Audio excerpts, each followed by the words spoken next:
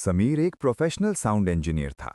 उसका काम था पुरानी मूवीज और रिकॉर्ड्स की ऑडियो को साफ करना, रीमास्टरिंग। एक दिन उसे एक पुराना भारी भरकम reel to reel tape recorder मिला, जो एक पुराने बंद पड़े ऑर्फनेज यानी अनाथालय से आया था। द फर्स्ट रिकॉर्डिंग, रात के 12 बजे।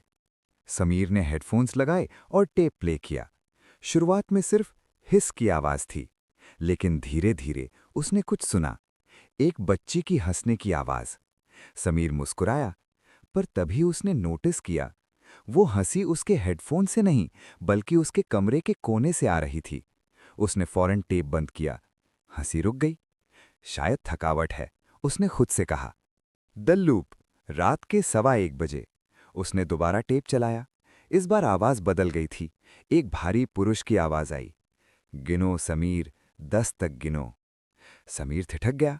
उस टेप पर उसका नाम कैसे हो सकता था? वो टेप तो 50 साल पुराना था। उसने डर के मारे टेप रिकॉर्डर का प्लग निकाल दिया, लेकिन टेप चलता रहा। चक्के घूम रहे थे और आवाज अब और तेज हो गई थी। 1, 2, 3। द रिफ्लेक्शन, रात के 2:30 बजे।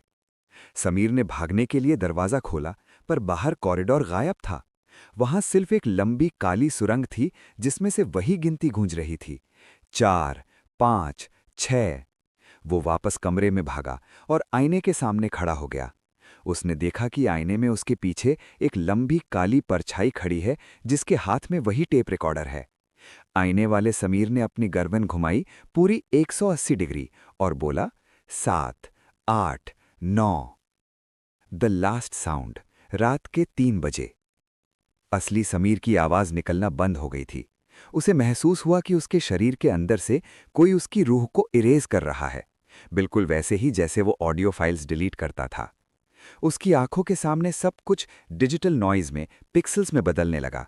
उसने आखिरी बार टेप रिकॉर्डर की तरफ देखा। टेप अब खत्म हो चुका था, लेकिन आखिरी आवाज अब उसकी अपनी थी।